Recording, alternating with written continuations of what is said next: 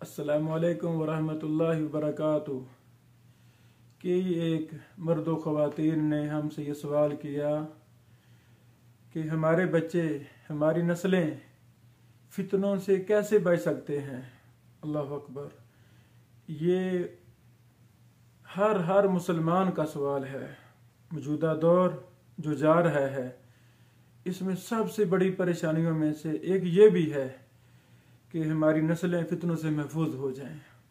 अल्लाह अकबर। दो लफ्ज़ों के अंदर इसका यही जवाब है कि मेरी और आपकी नस्लों का मुहाफिज, फितनों से मुहाफिज वो कुरान और सुन्ना है। अगर मैंने अपनी नस्लों को कुरान और सुन्ना दे दिया है, कुरान और सुन्नत का इल्म दे दिया है, कुरान और सुन्नत के साथ अटैच कर दिया है, मस्जिद मदरसा के साथ अटैच कर दिया है, बड़े बड़े शयूख, बड़े बड़े मुहद्दिसीन से अटैच कर दिया है, अल्लाह की कसम गोया कि मैंने अपनी नस्लों को, अपनी नस्ल को फितनों से महफूज कर दिया है।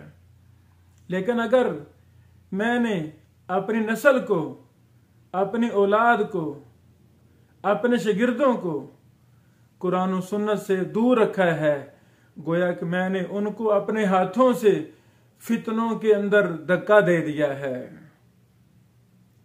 अल्लाह ताला हमें कुरान और सुन्नत को लाज़िम पकड़ने की तौफीक दे, मस्जिद और मदरसा के साथ अटैच होने की तौफीक अता फरमाए, बड़े बड़े किबार शयूख इमाम मुहद्दिसीन के साथ अटैच होने की तौफीक अता फरमाए।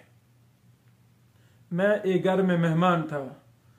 वहां दो नौजवान कॉलेज में पढ़ने वाले, उन्होंने मेरे सामने कुछ ऐसे लोगों के नाम लिए कि मैंने डरना शुरू कर दिया। ये क्या, इनको क्या हो गया है। मैंने कहा बेटा आपको पता नहीं ये लोग सुनने के काबिल नहीं हैं, ये तो खुद सिराते मुस्तकीम से हटे हुए हैं। वो बच्चे कहते हैं, लड़के कहते हैं जी हम फिर किनको सुने। मैंने कहा बेटो आप फलां फलां मुहद्दिसीन को सुने, फलां शयूख को सुने।